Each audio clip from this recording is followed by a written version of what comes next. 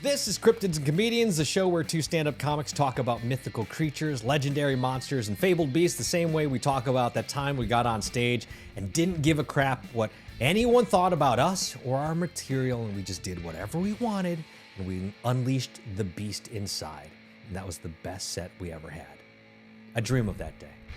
That's what I'm doing on a regular basis. You do that all the time? Do you just get up there and unleash the beast? I unleash the fury. I unleash Okay. the beast. Is that how you get on stage every time, or are you cautious about the audience or your material? Or No, the beast takes over. the beast takes over? The beast can't be bothered by people laughing.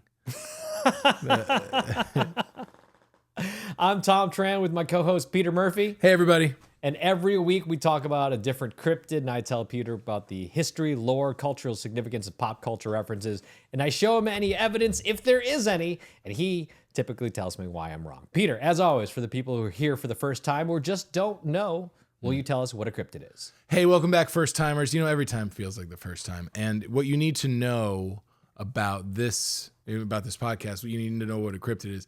And essentially a cryptid is a bunched up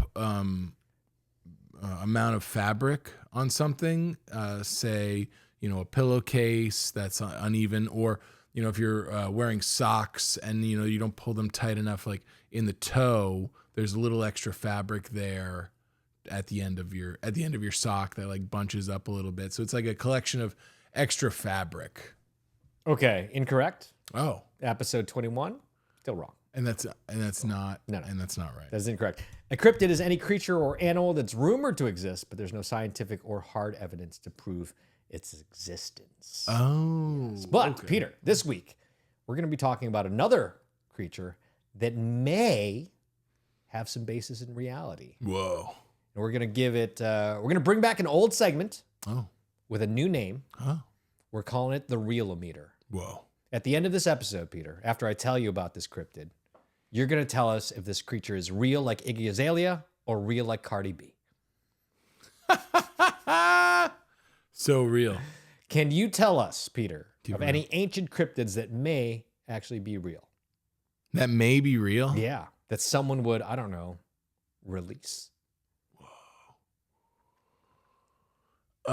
Release. Yeah, I mean, cryptid that could be real that might be released. Honestly, probably something like.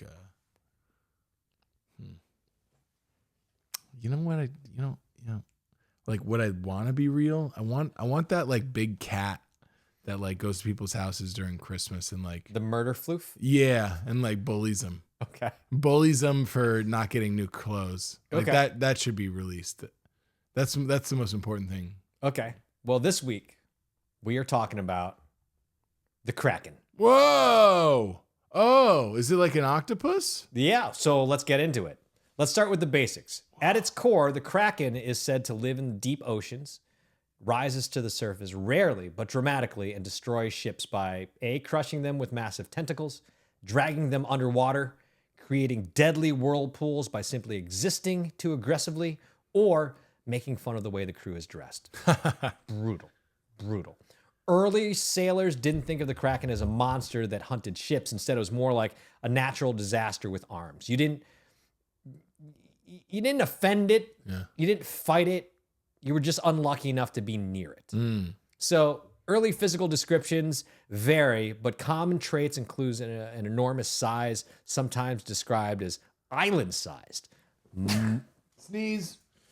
I sneezed. Sorry. Bless you. Whew. Pardon me. Multiple tentacles, huge eyes, a body so large it could be mistaken for land. Oh. In short, a Kraken is what happens when humans look at the sea and realize they don't understand it and say, yeah, there's definitely something down there big and angry. Man, the ocean is so big. Yeah, I mean, couldn't this exist? Yeah, yeah. The ocean, yeah. And we don't even know a lot about the ocean. More people have walked on the moon than have been to the bottom of the ocean. Has anyone been to the bottom of the ocean? I mean, depending on what part of the ocean. I mean, the Marianas Trench is the deepest part of the ocean. Wow. Yeah.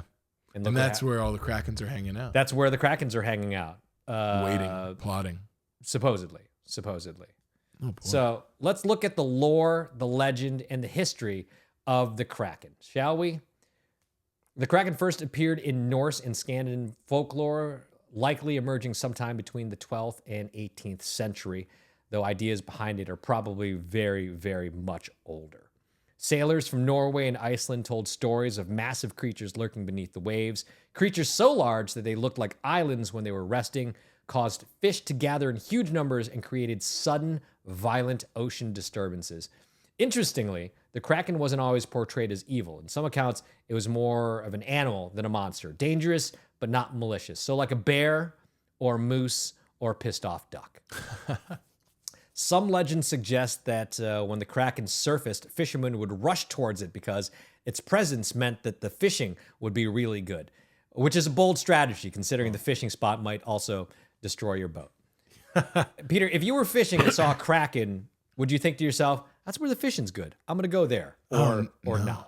I would be terrified because, I don't want to be in competition with the Kraken. Okay. Because then, I would put my boat at risk. And, if it's my boat and I'm in charge of where the fish is going, the fishing's happening, I'm not going over there. And, but, just looking at the images of the Kraken and remembering it, do you think it's like, you think they're all one size fits all, or do you think there's some smaller ones, like the way that like Mark Ruffalo's the Hulk has changed size over the years? That's a good analogy, right? Like, do you think there's just one size Kraken and it's just like big, or you think there's like a bunch of different ones, or do they grow based on their anger or hunger?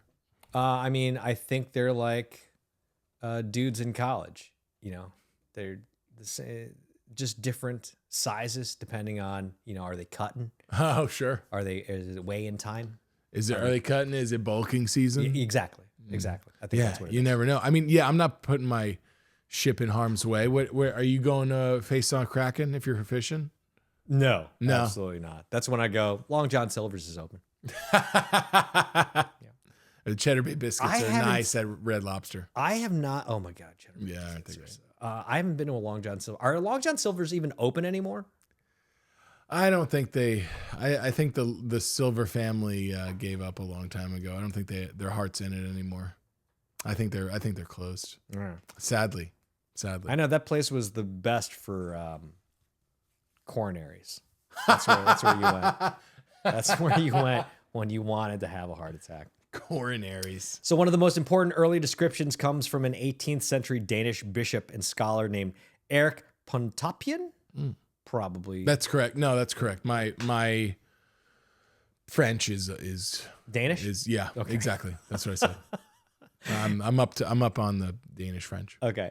In 1752, he described the Kraken as a colossal sea creature with arms capable of pulling ships underwater, so large that it was often mistaken for land.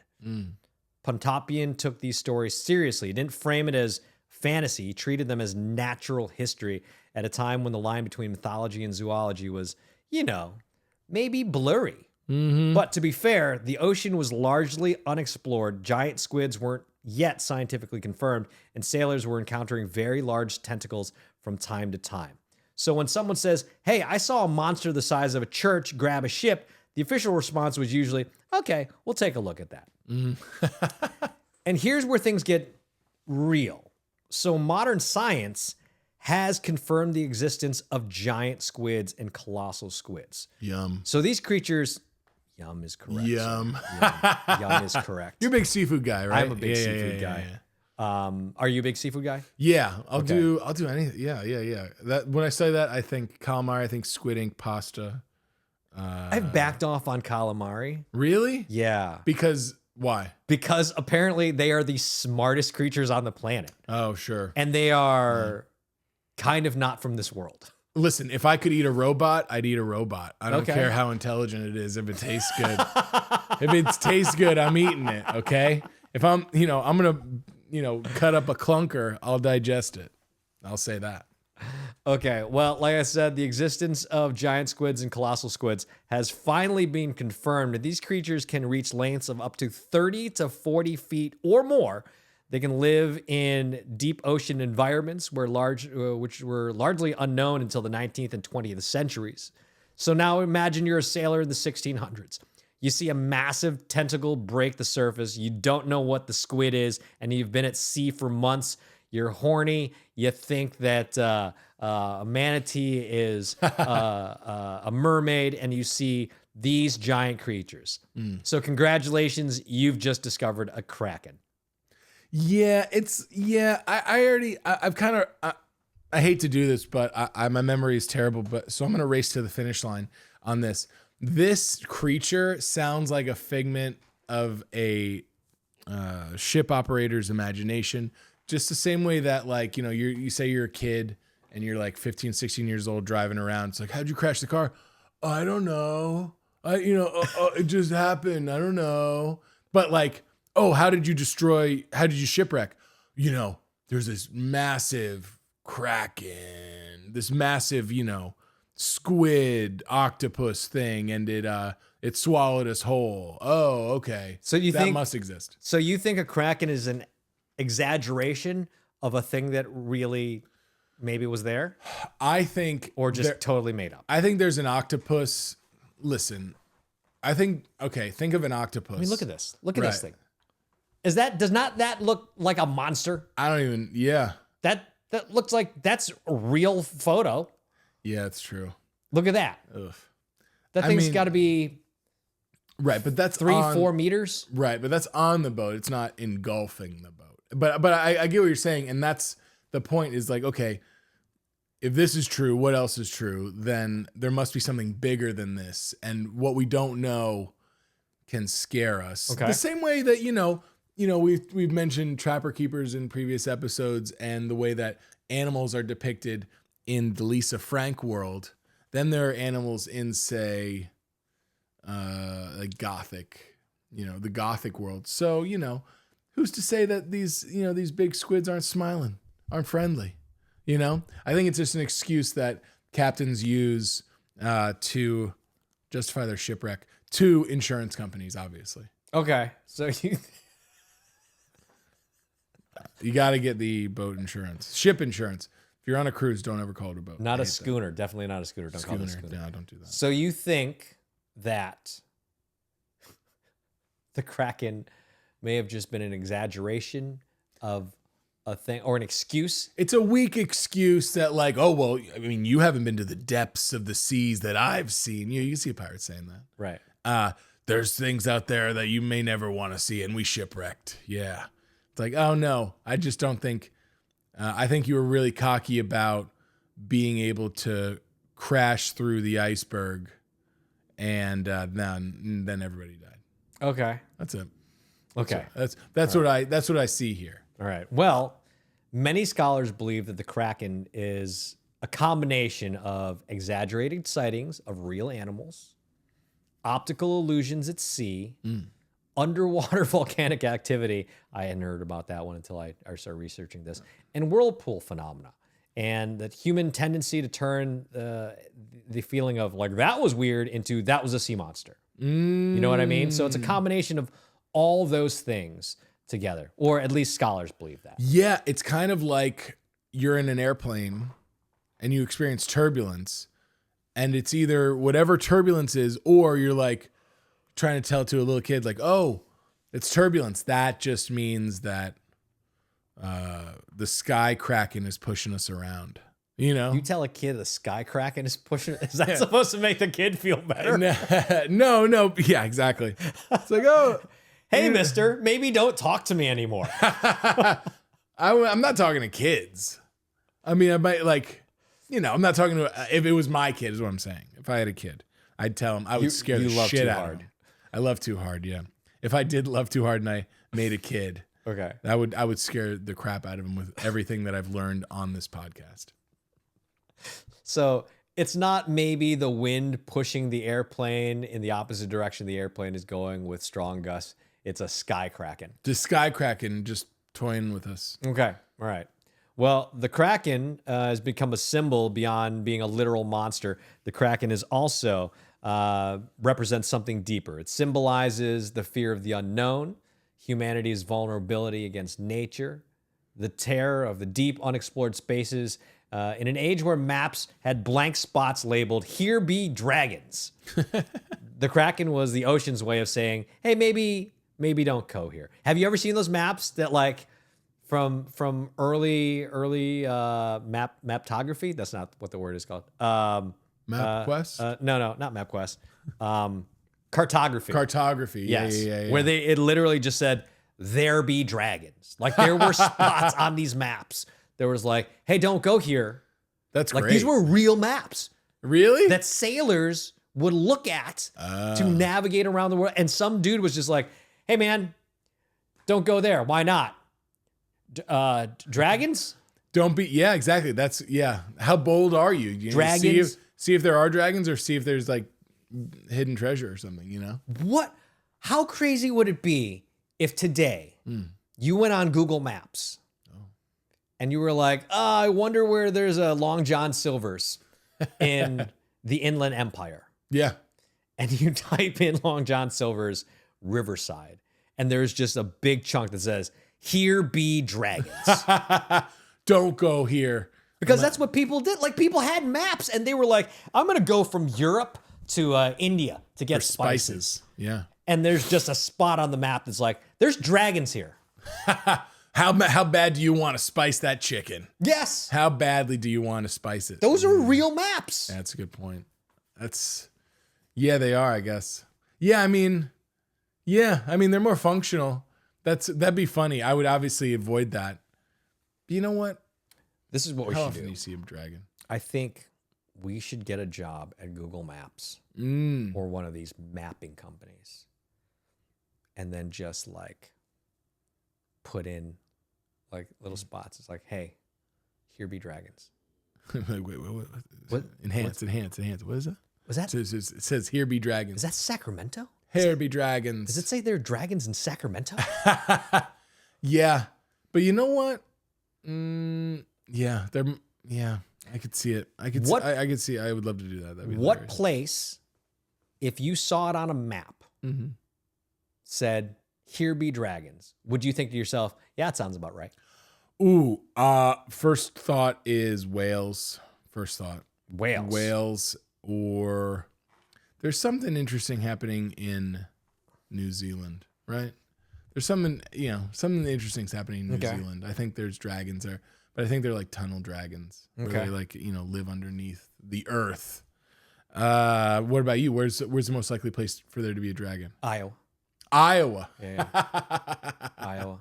I drove through Iowa one Really? time, and I was like, there might be dragons here. You're like, there should be something interesting in this place? Yeah, I mean, other than Riverside, Iowa, Right. the birthplace of Captain James T. Kirk, March 22nd, 2233. Ooh. Fun story. They have the wrong date on the plaque in Riverside, Iowa. Really? I was like, of all the places. Yeah. Really? Yeah. Wrong year. Do they know that? I'm sure somebody knows that. But you pointed it out. Oh, I did. And they were kind of annoyed with me. They're like, look, nerd, we know. As you're taking the tour of like, I was like, well, Nerd actually, Graceland. Actually, the date is wrong on the thing. They're like, listen, nerd. I'm like, you're the one that lives in Riverside, Iowa. Yeah. Oh God, oh God. Yeah, change it. Just change it. If you ever saw it on a map, driving somewhere, and you saw a place that said, there be dragons, would you go there? Yeah. Would you plan a trip to go there? Or To would go you see dragons? Yeah, I'd get some marshmallows, toast the marshmallows on the dragon fire breath. Yeah. I mean, the only thing that's not slowing me down the only thing that might slow me down is like a lot of snow. Okay.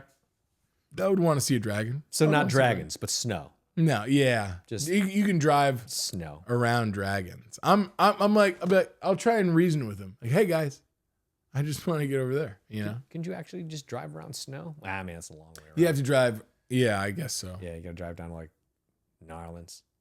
Yeah. Down to Nolans there. Yeah. I mean, that would be cool if like dragons were around. Where do you think dragons? Where do you think Krakens exist? On what seaboard? Like the Atlantic, the Pacific? Would they be surrounding Australia?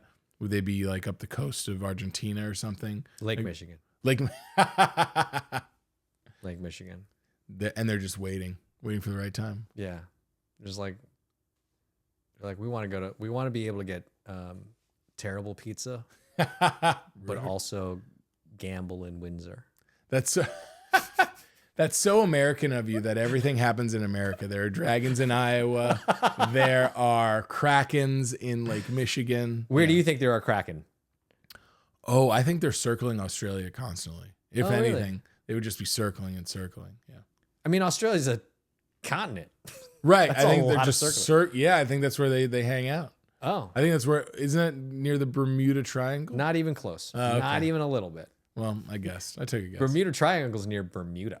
Well, I'm not a cartographer. I don't take photographs of cars or Okay. do maps. Also, you know? not what cartographers do. But okay. So krakens were also a powerful message that the sea does not belong to humans. You travel at its mercy, which is a humbling thought when your boat is made of like wood and hope. So let's talk about the evolution of the legend. Over time, the Kraken evolved.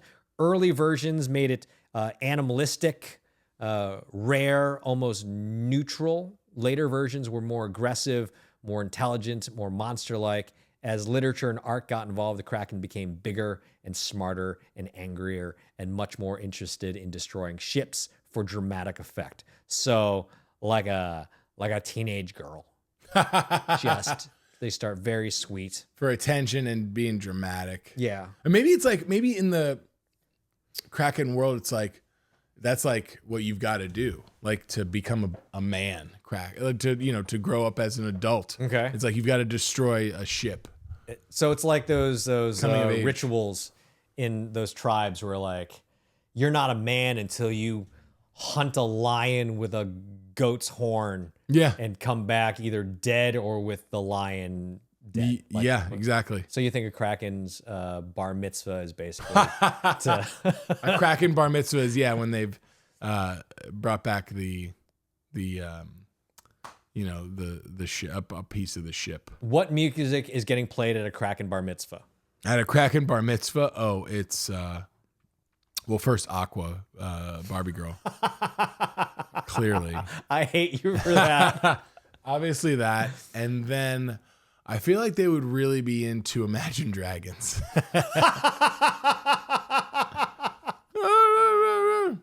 Or, you know what? Modest Mouse, too. Yeah, that's also happening towards the end. It's like winding down, little Modest Mouse. Yeah. What music do you think is happening at a Kraken bar mitzvah? Various remixes of Age of Aquarius. Right. Blue Man Group. Yeah. And Mumford and Son. Yeah. They love the strings. These cryptids love some Mumford and Son. They cannot get enough of it. Yeah. I don't know what it is. So by the 19th century, the Kraken was no longer just folklore. It was full-blown mythological icon. So let's talk about the Kraken in pop culture. Once pop culture got a hold of the Kraken, things escalated quickly. Oh yeah. Of course, you have 20,000 Leagues Under the Sea. In literature, you've got the Kraken showing up. One of the most famous literary appearances comes from Alfred Lord Tennyson's poem, The Kraken, in 1830. In it, the Kraken is ancient, slumbering, almost godlike. In this version, the animal leans heavily into the idea that the Kraken is older than humanity, waiting patiently beneath the waves, which somehow is more unsettling than, tentacle violence. And then the Kraken also appears in Jules Verne's 20,000 Leagues Under the Sea. There are various nautical adventure novels featuring the Kraken. Fantasy literature, the animal is always like the ultimate sea boss. It is always the King Koopa at the end of the book. Nice. You know what I mean? Yes.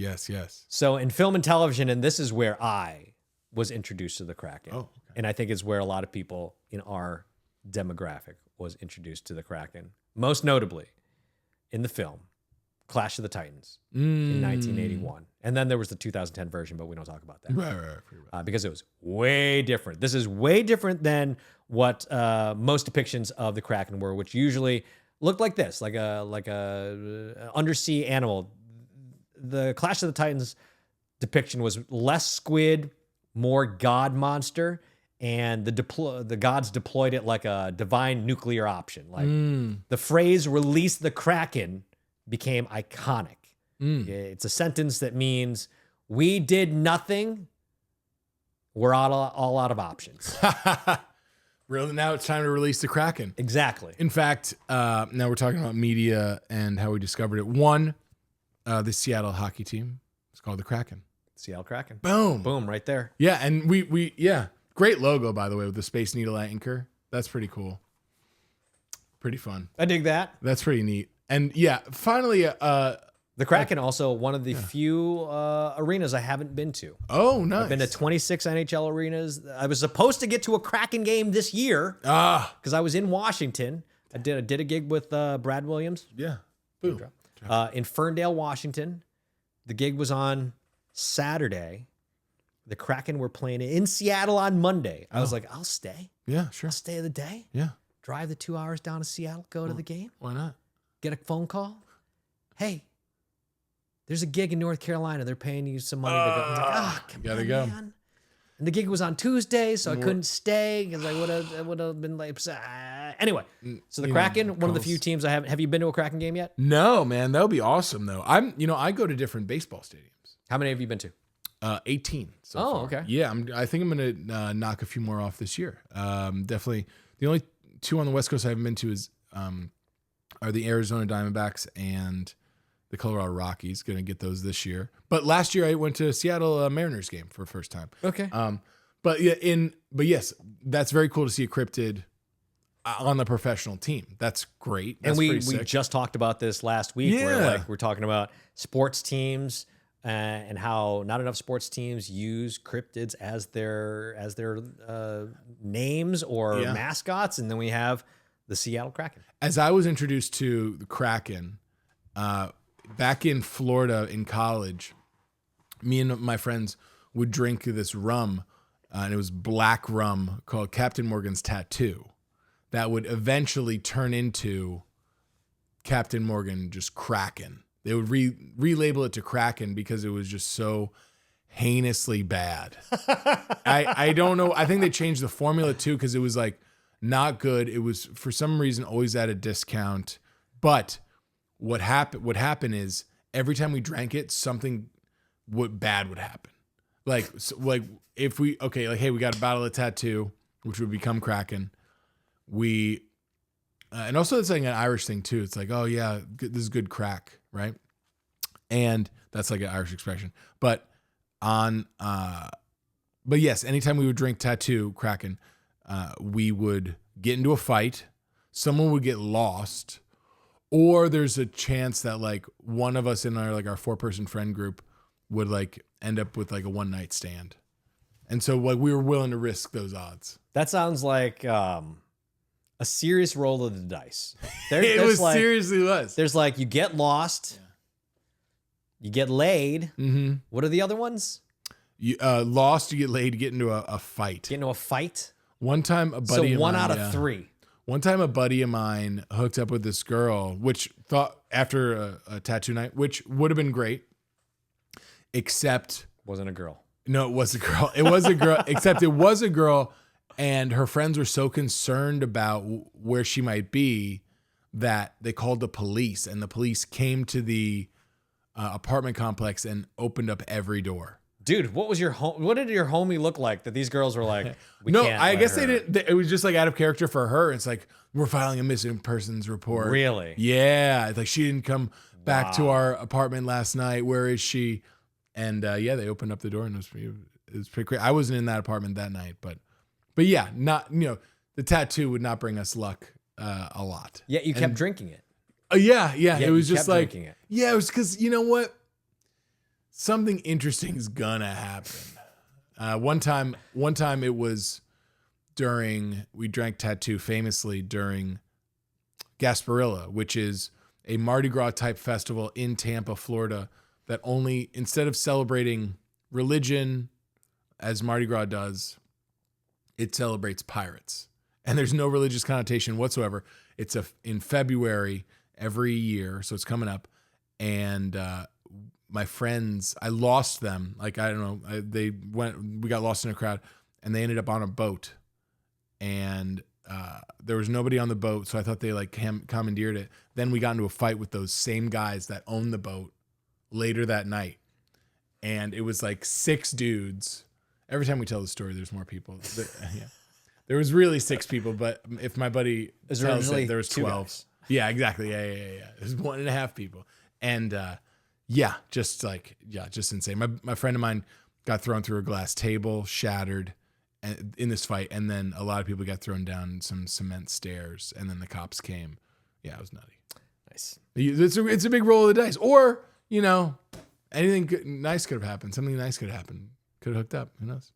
No Kraken involved. No Kraken. No Kraken involved. The Kraken also does appear in Pirates of the Caribbean as a terrifying servant to Davy Jones. Various animated series, fantasy and sci-fi TV shows usually show a Kraken anytime the ocean is involved. And of course, there is we talked about the NHL team, the Seattle Kraken, who I hope to go catch a game sometime soon. Yeah, that sounds fun. I mean, Seattle, they deserve a basketball team too. Don't they? They don't have it. They don't. Not. They haven't for a few decades now. They became decades. Yeah, they became the OKC Thunder, Oklahoma City Thunder. Yeah, that's how much I pay attention to basketball. So the Kraken endures because it sits at the intersection of real animals, human fear, imagination, and the terrifying realization that we still don't fully understand the ocean. It reminds us that the sea was once a place of mystery and terror. Monsters weren't just possible, they were expected. And honestly, come on. Come on. So with that said, let's bring back this old segment with a new name, the Realometer. Oh, yeah. On a scale of Iggy Azalea to Cardi B, how real is the Kraken? Oh, God. I don't know what we're rating then. I mean, Cardi B is the realist. Sure, right. Oh, I see what you're saying. Probably closer to the Iggy side of things, just because, like what I said earlier, this is an excuse, a made up excuse to why you shipwrecked. But the things that are working in this myth's favor are what we don't know about the ocean, the vastness of it, and how fearful people already are of water. Mm-hmm. And it's like, okay, I'm afraid of the water. I'm definitely afraid of the deep water, and I'm afraid of what's happening out there. It's like the way that people are like, I forget this sometimes, and you might too, but like some people are afraid of public speaking in general. Mm-hmm. But then there's like, oh my God, and you do stand up? Yeah. Right? It's like there's like public speaking is like you're on the beach. I was terrified of speaking in public. Really? Yeah. Terrified. Oof. I mean, like I used to tell the story all the time. My older sister worked at a McDonald's when I was a kid. So nice. She was 16, 17. So I was 5 or 6. Mm-hmm. And my dad took us to go see her. And he was like, my dad goes, go get some more ketchup from your sister's friend at the counter. And I was so deathly afraid of talking in public that I could not go ask for ketchup. Wow. That's how terrified I was of talking in public. Oh my God. Now, did you get hypnotized? What happened? I don't know, man. Really? I don't know. You just kind of grew up. That's interesting. You know what? I started working at a strip club. I think that's what it was. I think that's what it was. The girls get paid to talk to you. So, I was the DJ. Okay. Yeah. Well, they want you to get their song right. Not everyone can dance to Careless Whisper. And those who can, dude. Brilliant. Yeah, exactly. Brilliant. And those who can't, teach. I have a friend who's like, oh, dude, I'm so popular at strip clubs. Dude, Josh, they're paid to be there. Yeah, stop. Yeah. But yeah, I think, but also I was talking about this last night. I'm an only child. And my girlfriend, she grew up with a brother. I have a girlfriend. not to brag, mic drop, name drop. And so, but she was less outgoing as a kid, and her brother was very outgoing. And then as they grew up, their personalities shifted. And I think that might be the case maybe for everybody in some respect, and then, yeah, what I'm saying is like stand up, public speaking is going to the beach and getting in the water. Stand up is like steering a pirate ship in the depths of the ocean. Well, okay. You know what I mean? Whereas I'm trying to go with this analogy. you get what I'm saying? It's like it's a more challenging version of being in the water. Okay. It's like there are variations of being in the water and those sorts of things. And I would describe it as standing in a kiddie pool versus that's public speaking. That's standing public in a kiddie pool. Okay. Yeah. Versus standing neck deep in a pond full of piranha and kraken. Ooh. Yeah, I mean, I would say like going to the beach, putting on a bathing suit, public speaking, but then, steering a pirate ship around the ocean and having to find whatever you're going to eat that day. That's stand-up comedy. And that is stand-up comedy, man. That's a lot. That is a lot right there. It's heavy, dude. It's heavy stuff, man. But Krakens don't exist. And on the real meter, past Iggy Azalea, probably closer to one of the girls you used to work with. Okay, so you're giving the Kraken the not high on the real meter. Not high. Okay. I'm gonna put the Kraken a little closer to Cardi B. Okay. Only because. So you're letting fear win, Tom. You're letting fear win. Fear of the ocean win. It's because there are giant squid. There are colossal squid. These mammoth creatures. Maybe they just didn't have a name for them at the time. And what they were, hey, this sea creature, this Kraken. Okay. They didn't know, because people in the 1600s were idiots. Yeah. They didn't know what science was. Science wasn't even invented. Science wasn't even invented yet. They just had maps that said, "Don't go here, dragons. Yeah. Go here, lots of land here." But they were lying. That's why people named Greenland, and Iceland. That's not why, but okay. But yeah, didn't they lie about naming Greenland, Iceland, and Iceland, Greenland? Yeah, because they wanted to deter people from going places. But no, I think the Kraken, as the legend goes, the size of islands and stuff like that, not real. But Kraken as sea monsters, like these giant colossal squids, I think absolutely real. I think there were these giant massive squids that maybe didn't take a ship down, but maybe took a schooner, maybe took a large fishing boat, but maybe not like a pirate ship. But they became like your buddy, who the fight started with 1.5 people, and the next thing you know, in his story, there are 12. Yeah. The Kraken was probably this giant squid that took down a small fishing boat, and someone saw the tentacles come up and grab it and pull it down, and they're like, yeah, it grabbed a whole ass boat like a ship and pulled it under. And you're saying a Kraken might be more like a Mark Ruffalo Hulk than a Ed Norton Hulk? Whoa. There's no reason to get Ed Norton Hulk is huge. Very big Hulk. And Ruffalo. Was he? Yeah, he was. Or Eric Bana. Eric Bana Hulk, was the huge Hulk. Okay, yeah. Eric Bana Hulk is less likely than Mark Ruffalo Hulk for your idea of what a Kraken might be. Yeah. Yes. Okay, I see. Did you not love Ed Norton as Hulk? No. You didn't like him? No. Really? You didn't like him, or you didn't like the movie? No. Wow. I loved it. I thought he would. I had a terrible interaction with Ed Norton one time in Japan. Cool. But also, yeah. It was.